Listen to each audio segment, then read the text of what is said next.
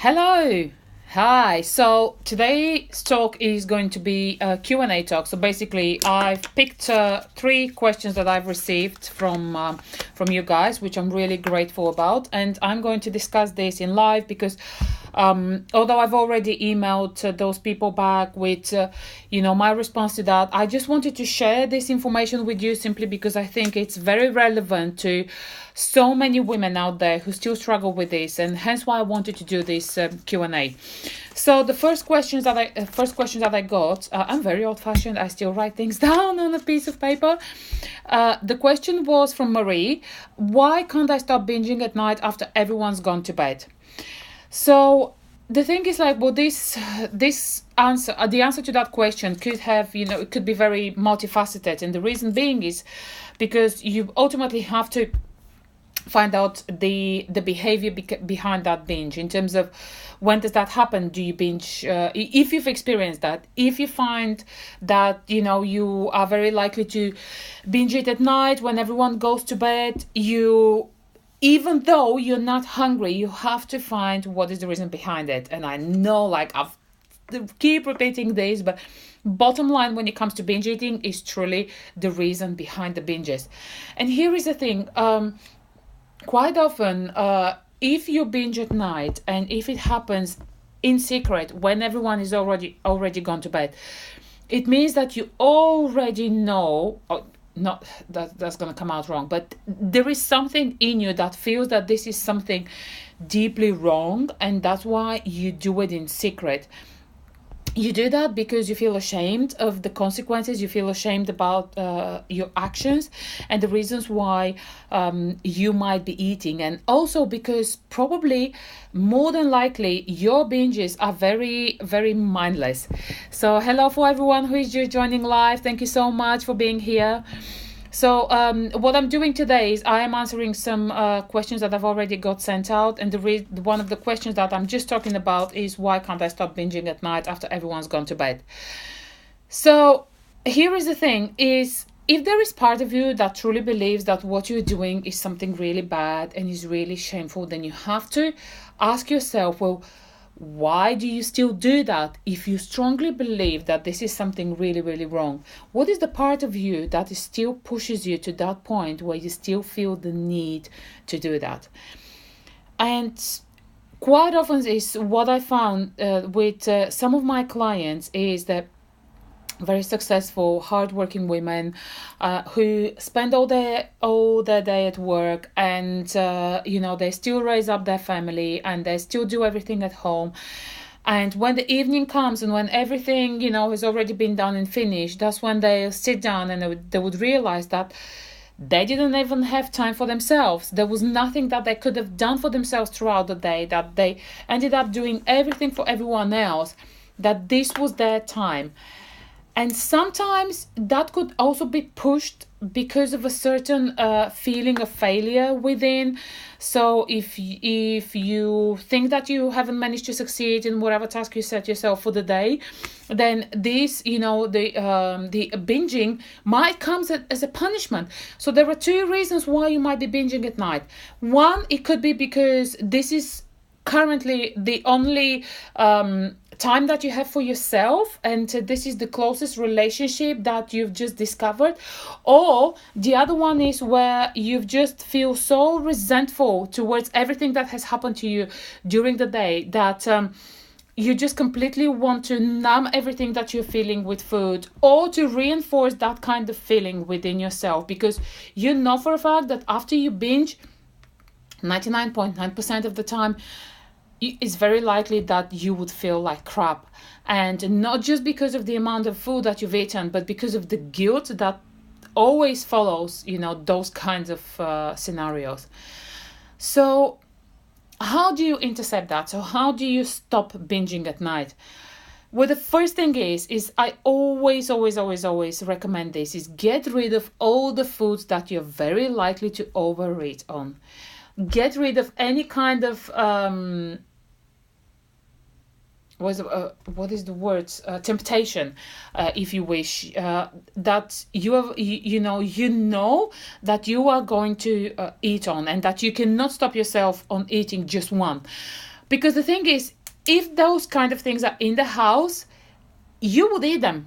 Trust me. And it doesn't matter, how much what kind of willpower you think you might have and how much you might have worked on that. Then if they're in the house, you would eat them. It's kind of like, an ex-alcoholic still keeping alcohol in the house, or an ex-smoker still keeping cigarettes in the house. It's completely same scenario, because it's an unhealthy relationship with a certain substance, whether it's food, alcohol, drugs, and if there is a part of you that knows that what you're doing doesn't resonate with you, get rid of that food. Get rid of the outside influence that is currently ruining every kind of internal influence that you are working on. So once that's out of the way, then it's going to be so much easier for you to face the inner demons that you're currently working at, and to find out why you are binging at night. Because when the temptation isn't there, when you have nothing to reach out to, then it's so much easier to sit down and start thinking about what is going on through your mind right now, and why do you need that kind of numbness, because ultimately that's what it leads to. So that's my suggestion. Honestly, keep a journal, even if that's something that works for you. Keeping a journal about your internal drive and your internal struggle around every time when you binge, whether it happens at night, whether it happens during the day, it will really help you to reevaluate your feelings around that, and to find out, the trigger points, to find out when it happens, because, it's quite likely that it will happen because of the same reason most of the time. And, and also to find out the timing of when it happens. That's always quite important. Okay, so going to question number 2, which is from Eva. Question 2 was, I used to binge with my partner, who I split up with. I now do it in secret. Why, when he's no longer here? So this is a really, really great question, because the reason is sometimes when we've had a kind of behavior that was tightly connected with someone else, someone that we felt was important part of our life, even if he or she or they are no longer there, then this is the one thing that, is still keeping us connected with them. And if it was something that, it was that somehow created a kind of pattern in your life in terms of maybe feeling loved, maybe feeling a little bit more accepted, then those kinds of feelings will still show up when you do that kind of action. So it's usually quite a big pattern that we follow. So it's the same type of actions behind every behavior, although the situation might be different, but the trigger behind it is still the same. So again, it's like really going deep within to find out what connected you to that person. Why do you still feel the need to still stay connected to them? Or perhaps it's actually the emptiness that you currently feel if you're not in a relationship, the lack of fulfillment that you currently feel that is keeping you in that kind of mindset. And when that person is no longer there to support you in that kind of behavior, then it's something that you might end up doing simply because you still want to stay connected with them. So bottom line is, again, really try to find out what is still keeping you connected and what is the lack of fulfillment that you're currently facing. And question number 3, I'm just going to have a quick sip of water. So question number 3 is, I often really want to have an ice cream, but the talk in my head is that I really shouldn't. But when I actually do, I eat the whole tub. And this was from Bernie. So this is when food really becomes a negative influence in your life, in terms of you see the food, certain types of foods as something that you shouldn't have. You see certain types of foods as wrong, as forbidden, as bad, and etc. and etc. But still there is part of you that really craves that food. And I'm not talking about here like going into like a complete crazy emotional binges. I'm talking about really the physical binge here. And especially the physical cravings. So you have to really watch your what your mental attitude towards that is, because if there is part of you that believes that what you're doing is really wrong and you shouldn't be doing it, but the reason behind it isn't that quite clear to you about, that certain food being so wrong, because you still see other people enjoying it, and maybe you do actually enjoy that food and you used to enjoy it and you never used to binge on it, but for one reason or another you decided to give it up completely and decided that it shouldn't be part of your life. When you do that and when you start depriving yourself from it, here is the thing: if that food is within an easy reach, then it's very likely that if you have a small piece of it, you might end up eating like the whole lot of it. So if it's a biscuit, if you don't believe that you should be having any biscuits all the time, once you get your hands on it, you were probably thinking, I might as well just go with the whole thing and just eat the whole thing, because I'm never going to eat again.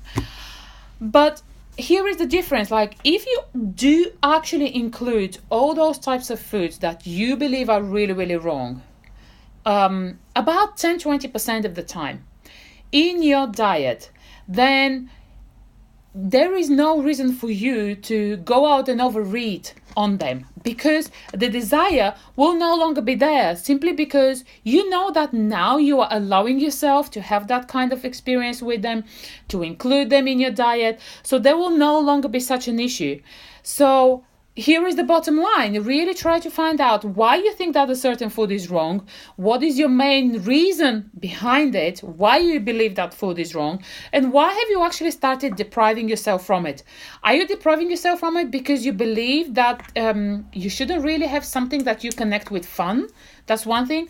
Are you doing this because there is part of you that is connecting that kind of food and that kind of experience with the food and the feeling with food with something that has triggered you in the past, or something that has one way or another influenced how you feel in the past?